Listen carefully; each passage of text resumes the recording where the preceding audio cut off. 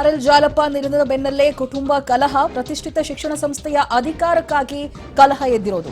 ಕೋಲಾರದ ಟೊಮಕಾ ಬಳಿಯ Jalappa medical college ಎದುರು ಹೈ ಡ್ರಾಮಾ ನಡೀತಿದೆ. ಪ್ರತಿಭಟನೆಯಲ್ಲಿ ಆರ್ಎಲ್ ಜಾಲಪ್ಪ ಮಕ್ಕಳಾದ ನರಸಿಂಹಸ್ವಾಮಿ, ರಾಜೇಂದ್ರ ಭಾಗಿಯಾಗಿದ್ದಾರೆ. ದೃಶ್ಯ ನೋಡಬಹುದಾಗಿದೆ. ಆರ್ಎಲ್ ಜಾಲಪ್ಪ ಮಕ್ಕಳ ಪರವಾಗಿ ನೂರಾರು ಬೆಂಬಲಿಗರಿಂದ ಪ್ರತಿಭಟನೆ ನಡೀತಾ ಇದೆ.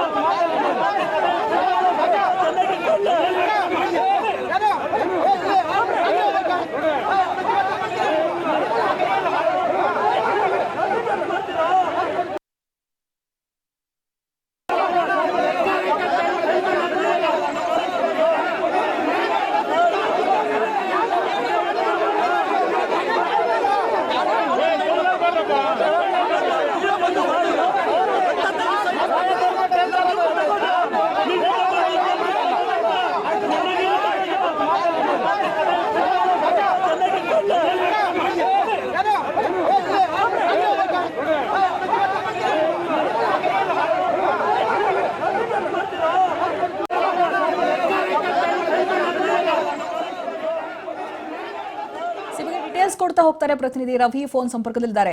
ರವಿ, ಇದೀಗ ಕುಟುಂಬದಲ್ಲಿ ಕುಳಿತು ಚರ್ಚಿಸಬೇಕಾದಂತ ವಿಚಾರ, ಪ್ರತಿಭಟನೆ ಬೀದಿವರೆಗೂ ಬರಬೇಕು ಅಂತ ಹೇಳಿದ್ರೆ ಕಾರಣ ಏನು ಅಂತ?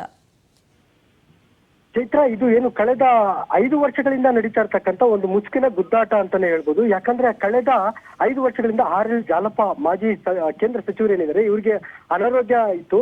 ಈ ನೆಲೆಯಲ್ಲಿ ಎಲ್ಲವೂ ಕೂಡ ಅಂದ್ರೆ ಆಡಳಿತ ವ್ಯವಸ್ಥೆ ಇರ್ಬೋದು, ಹಣಕಾಸಿನ ವ್ಯವಸ್ಥೆ ಇರ್ಬೋದು, ಎಲ್ಲವನ್ನೂ ಕೂಡ ಸದ್ಯದ ಹಾಲಿ ಅಧ್ಯಕ್ಷ ಆಗಿರ್ತಕ್ಕಂಥವ್ರು, ಅಂದ್ರೆ ಆರ್ಎಲ್ ಜಾಲಪ್ಪ ಸಂಸ್ಥೆಯ ಹಾಲಿ ಅಧ್ಯಕ್ಷ ಆಗಿ, ನೂತನವಾಗಿ ಅಧ್ಯಕ್ಷ ಆಗಿ ನೇಮಕ ಆಗಿರ್ತಕ್ಕಂಥ ನಾಗರಾಜ್ ಅವರು ನೋಡ್ಕೊಳ್ತಾ ಇದ್ರು.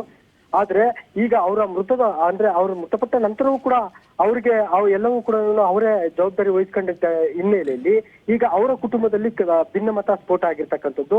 ಅಂದ್ರೆ ಕಳೆದ 5 ವರ್ಷಗಳಿಂದ ಕೂಡ ಸಾಕಷ್ಟು ಅವ್ಯವಹಾರ ಆಗಿದೆ. ಜೊತೆಗೆ ಸಾಕಷ್ಟು ಬೇರೆ ಬೇರೆ ರೀತಿಯಲ್ಲಿ ಆ ಕುಟುಂಬದಲ್ಲಿ ಈಗಾಗಲೇ ಕಲಹ ನಡೀತಾ ಇರ್ತಕ್ಕಂಥದ್ದು. ಈ ನೆಲೆಯಲ್ಲಿ ಇವತ್ತು ಕುಟುಂಬ ಸದಸ್ಯರು ಸೇರಿದಂತೆ, ಅವರ ಅಭಿಮಾನಿಗಳು ಸೇರಿದಂತೆ ಸಾಕಷ್ಟು ಜನರು, ನೂರಾರು ಸಂಖ್ಯೆಯ ದೊಡ್ಡಬಳ್ಳಾಪುರದ ಅವರ ಕುಟುಂಬಸ್ಥರು, ಸಂಬಂಧಿಕರು, ಬೆಂಬಲಿಗರು, ಸಾಕಷ್ಟು ಜನರು ಇವತ್ತು ಆಸ್ಪತ್ರೆಗೆ ಮುತ್ತಿಗೆ ಹಾಕುವ ಮೂಲಕ ನಮ್ಮ ಆಸ್ಪತ್ರೆ ನಮ್ಮ ಹಕ್ಕು ಅನ್ನೋ ಒಂದು ಹೋರಾಟಕ್ಕೆ ಮುಂದಾಗಿದ್ರು. ಈ ಸಂದರ್ಭದಲ್ಲಿ ಪೊಲೀಸರು ಅವ್ರನ್ನ ತಡೆಯೋದಕ್ಕೆ ಮುಂದಾದ್ರು. ಈ ವೇಳೆ ಪೊಲೀಸರು ಜೊತೆಗೆ ಆರ್ಎಲ್ ಜಾಲಪ್ಪ ಅವರ ಸಂಬಂಧಿಕರ ನಡುವೆ ಮಾತಿನ ಚಕಮಕಿ ಕೂಡ ನಡೀತು. ಲಘು ಲಾಠಿ ಪ್ರಹಾರ ಕೂಡ ನಡೆಯಿತು.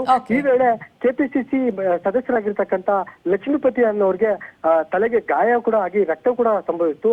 ಸದ್ಯ ಈಗ ಆಸ್ಪತ್ರೆಯ ಏನು ಆಡಳಿತ ಕಚೇರಿ ಏನಿದೆ ಅದರ ಎದುರಿಗೆ ಅವರ ಸಂಬಂಧಿಕರೆಲ್ಲರೂ ಕೂಡ ಶಾಂತಿಯುತವಾಗಿ ಪ್ರತಿಭಟನೆಯನ್ನ ಮಾಡ್ತಾ ಇರ್ತಕ್ಕಂಥದ್ದು. Chaitra, okay, thank you Ravi, ನಿಮ್ಮೆಲ್ಲ ಡೀಟೇಲ್ಸ್ಗಾಗಿ.